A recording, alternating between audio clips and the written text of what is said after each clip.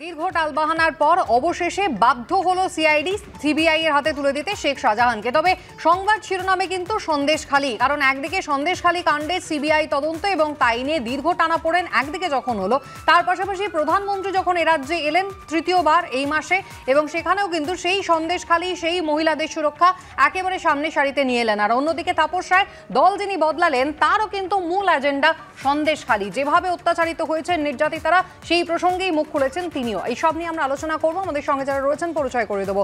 রাহুল চক্রবর্তী রয়েছেন, বিমল শঙ্কর নন্দ, আইনজীবী শ্রমিক বাগচি এবং সৈকত গিরি। সবাইকে স্বাগত জানাই আলোচনায়। শুরুতেই আপনাদের দেখাবো অবশেষে শেখ শাহজাহানকে হেফাজতে পেল সিবিআই। দেব না করেও হস্তান্তর করতেই হলো রাজ্যকে।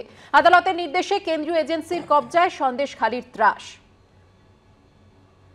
মঙ্গলবার বিকেল 4:30টার মধ্যে শেখ শাহজাহানকে সিবিআইয়ের কাছে হস্তান্তর করতে হবে বলে নির্দেশ দেয় কলকাতা হাইকোর্ট, কিন্তু তা করেনি সিআইডি। কলকাতা হাইকোর্টের নির্দেশকে চ্যালেঞ্জ করে সুপ্রিম কোর্টের দ্বারস্থ হয় রাজ্য সরকার, কিন্তু সেখানেও কোনো সুরাহা মেলেনি। রাজ্য সরকারের আবেদনে সাড়া না দিয়ে অভিষেক মনু সিংভিকে প্রধান বিচারপতির বেঞ্চে যাওয়ার পরামর্শ দেন বিচারপতি সঞ্জীব খান্না। এদিকে শেখ শাহজাহানকে হাইকোর্ট নির্ধারিত সময়ের মধ্যে সিবিআইয়ের কাছে হস্তান্তর না করায় কলকাতা হাইকোর্টে রাজ্য সরকারের বিরুদ্ধে আদালত অবমাননার মামলা দায়ের করে ইডি। সেখানেও ধাক্কা খেতে হয় রাজ্য সরকারকে। শেখ শাহজাহানকে সিবিআইয়ের কাছে হস্তান্তর করা নিয়ে হাইকোর্টের প্রধান বিচারপতির মঙ্গলবারের নির্দেশকেই বহাল রাখে বিচারপতি হরিশ ট্যান্ডন ও বিচারপতি হিরণময় ভট্টাচার্যের ডিভিশন বেঞ্চ। রাজ্য সরকারের তরফে সময় চাওয়া হলেও সেই আর্জি খারিজ করে দেয় কলকাতা হাইকোর্ট। হাইকোর্টের ডিভিশন বেঞ্চের তরফে বলা হয়, যেখানে অভিযুক্তকে গ্রেফতারের সময় বেঁধে দেওয়া হয়েছে, সেখানে ওই নির্দেশের উপর স্থগিতাদেশের কোনো কারণ নেই। আজ বিকেল 4:15-র মধ্যে নির্দেশ কার্যকর করতে হবে। কলকাতা হাইকোর্টের ডিভিশন বেঞ্চ আরও বলে, 5ই মার্চ প্রধান বিচারপতি ডিভিশন বেঞ্চের রায় পুলিশ, বিশেষ করে সিআইডির ভূমিকা নিয়ে চাঞ্চল্যকর তথ্য সামনে এসেছে। বিচারপতিরা জানিয়েছেন, রাজনৈতিকভাবে প্রভাবশালী অভিযুক্তকে বাঁচাতে লুকোচুরি খেলেছে রাজ্য পুলিশ। বিচারপতি হরিশ ট্যান্ডনের ডিভিশন বেঞ্চ বুধবার আরও বলে, প্রধান বিচারপতি ডিভিশন বেঞ্চ রায় দিয়েছে পুরো তদন্ত সিবিআই এর করা দরকার, আর তার জন্য অভিযুক্তকে সিবিআই এর হেফাজতে পাঠাতে হবে। অবশেষে 6:45 নাগাদ ভবানী ভবন থেকে শেখ শাহজাহানকে নিয়ে বের হন সিবিআই এর অফিসাররা। বেরোনোর সময় গাড়ির মাঝের সিটে 2 সিবিআই এর আধিকারিকের মাঝখানে বসেছিলেন শেখ শাহজাহান।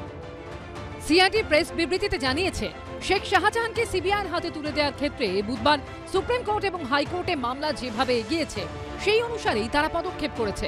পার্থপ্রতিম ঘোষ, সুকান্ত মুখোপাধ্যায় ও আবির দত্তর রিপোর্ট, এবিপি আনন্দ। রাজনৈতিক তরজাও চলছে। মমতা বন্দ্যোপাধ্যায় শেখ শাহজাহানকে কলকাতা পুলিশের হাতে তুলে দেওয়া আটকাতে কেন এত মরিয়া, প্রশ্ন তুলেছেন সুকান্ত মজুমদার।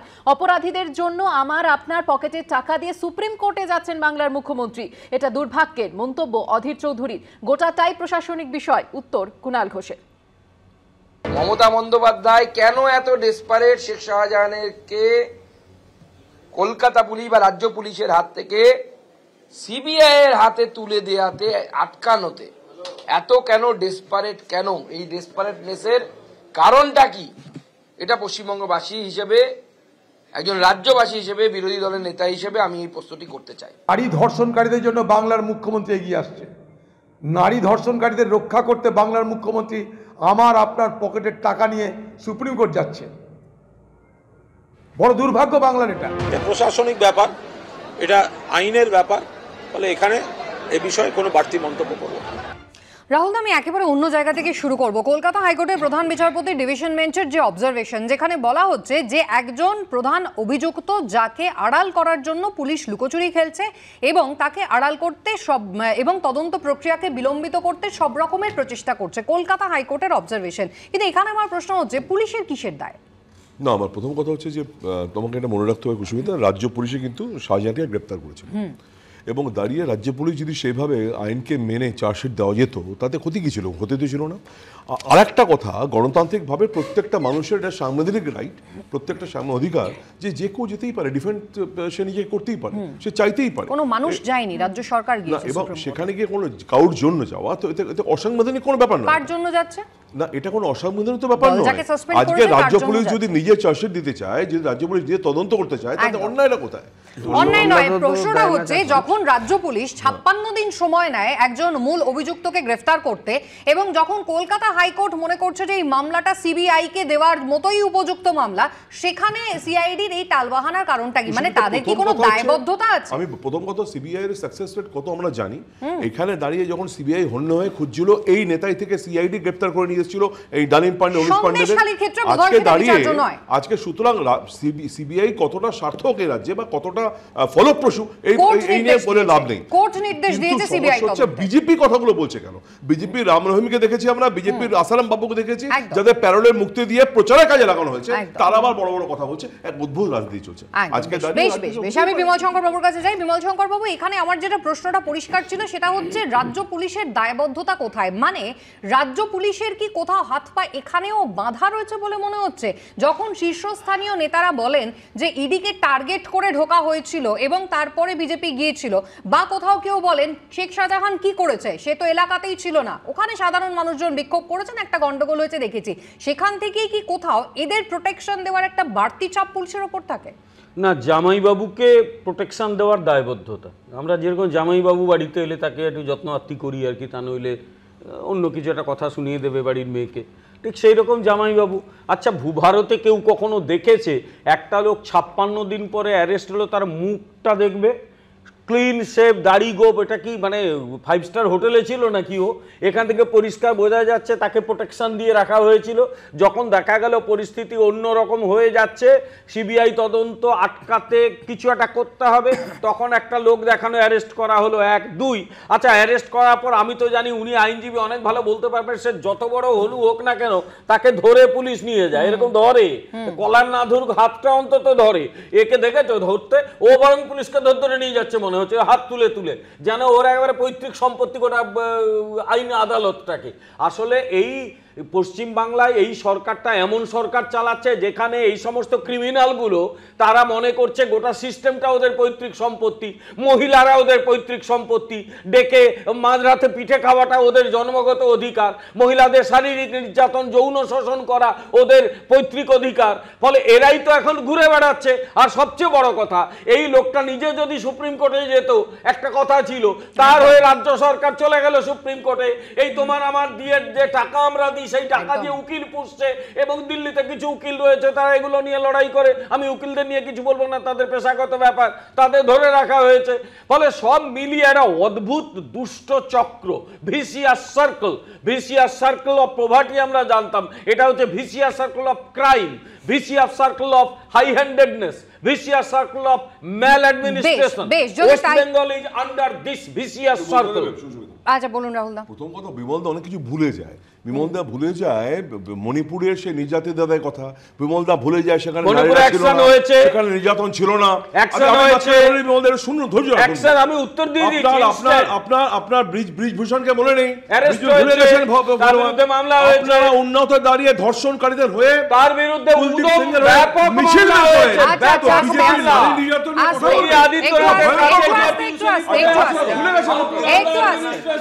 একটু আসতে। আচ্ছা, আমি এই জায়গায় শ্রমিকের কাছে একটা জিনিস জানতে চাইবো। শ্রমিক, কন্টেম্পট অফ কোর্ট কি হতে পারে সিআইডির বিরুদ্ধে? সেক্ষেত্রে কি পদক্ষেপ হতে পারে? না, কন্টেম্পট অফ কোর্ট অলরেডি হয়ে গেছে, একদম ইডি করেছে এবং সেই মামলাতেই কিন্তু কালকে হরিশ ট্যান্ডন এবং যে অন্য যে মানে ভট্টাচার্য, সেই ডিভিশন বেঞ্চ কিন্তু পরিষ্কার কালকে বলে দিয়েছে যে যেহেতু সুপ্রিম কোর্টের কোনো মানে স্টে নেই, সেই জন্য কিন্তু এইটা পরিষ্কার যে তাকে সিবিআইয়ের হাতে তাকে সিবিআইয়ের হাতে তুলে দিতে কোনো বাধা নেই, তুলে দিতেই হবে।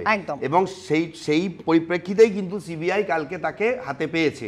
এবং এই ইডি যে কন্টেম্পট অফ কোর্টের মামলাটা করেছে, এই মামলাটা কিন্তু 3 সপ্তাহ পরে আবার শুনানি রয়েছে।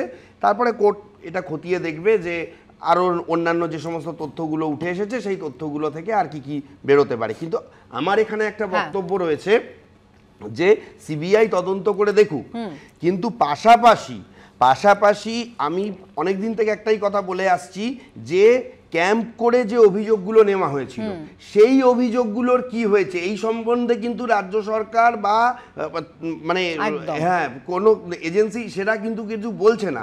সেই অভিযোগগুলোর কেন তদন্ত হবে না? কারণ এই 3টে 5টা 42টা এফআইআর নয়, সেখানে প্রায় 300-র ওপর এফআইআর রয়েছে। পুলিশ আদৌ সেগুলো নিয়ে তদন্ত করেছে কি?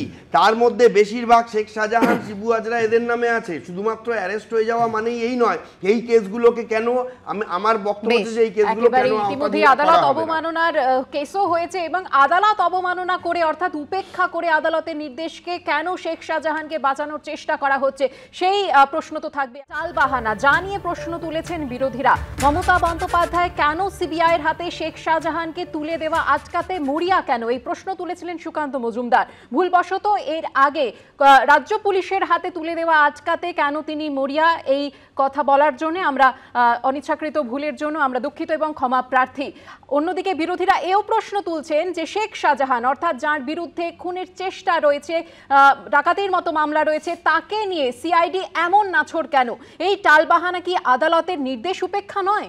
সৈকত, প্রশ্নটা এখানেই, মানে যখন নামটা অনুব্রত মণ্ডল বা যখন নামটা শেখ শাহজাহান তখন পুলিশের এই তৎপরতা, তখন রাজ্য সরকারের এই প্রোঅ্যাক্টিভনেস, কিন্তু এরা কেউই শীর্ষস্থানীয় নেতা নন, এরা কিন্তু একেবারে শাসক দলের সংগঠক বলা যেতে পারে। কোথাও সেই কারণেই কি এদের নিয়ে এত বেশি মাথা ব্যথা রাজ্য সরকারের?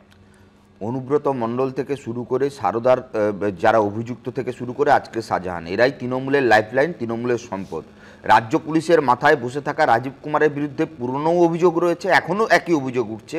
সম্ভবত এই সন্দেশখালী ঘটনার শুরুর দিন থেকে আমরা বামফ্রন্ট বলছি, বামপন্থীরা বলছি যে রাজীব বাবুকে দায়িত্ব দেওয়া হয়েছে এই সন্দেশখালী কাণ্ডে যাতে ব্যানার্জি পরিবার, মুখ্যমন্ত্রীর পরিবার, নবান্নের সঙ্গে সমস্ত কানেকশান, তথ্য প্রমাণ লোপাট করা হয়, তারপরই শাহজাহানকে গ্রেপ্তার করা হবে। দেখুন, গ্রেপ্তার হয়েছে, তারপর রাজ্যের পুলিশ, রাজ্যের সরকার জনগণের ট্যাক্সের টাকায় গণধর্ষণে অভিযুক্তকে একজনকে আড়াল করবার চেষ্টা করছেন।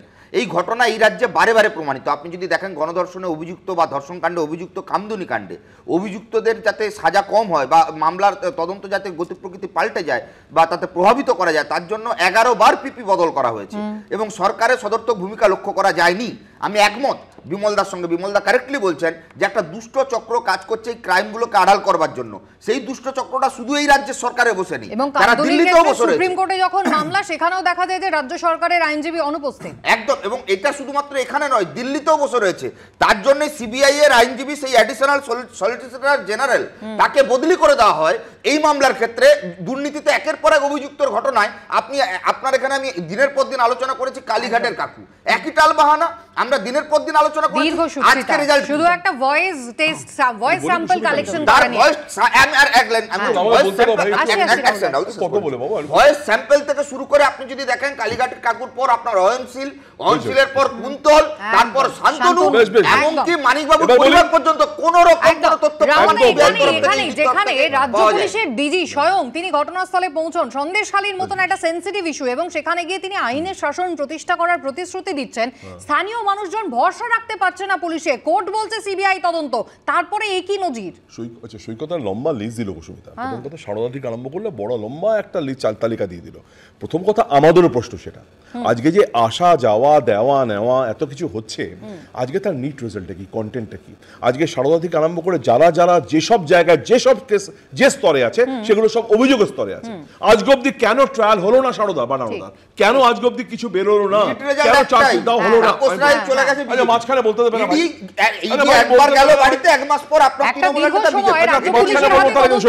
এবং তারপরে যখন কোর্ট মনিটর হয়েছে তখন সেটা সেন্ট্রাল এজেন্সির কাছে গিয়েছে। উত্তরটা পেয়ে যাবে।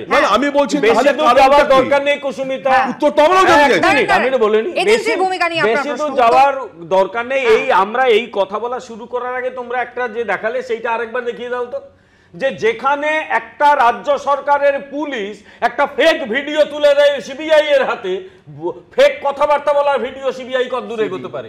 একটা রাজ্য সরকারের পুলিশের বিরুদ্ধে অভিযোগ আসে, সন্ধ্যাবেলা ব্যাংককে খুলিয়ে তার কাগজপত্র বার করে নিয়ে চলে আসে, তারপর সিবিআই এর কাছে কতটুকু দেখানো সম্ভব? একটু আগে তোমরাই দেখালে, আমি আমার কথা নয়।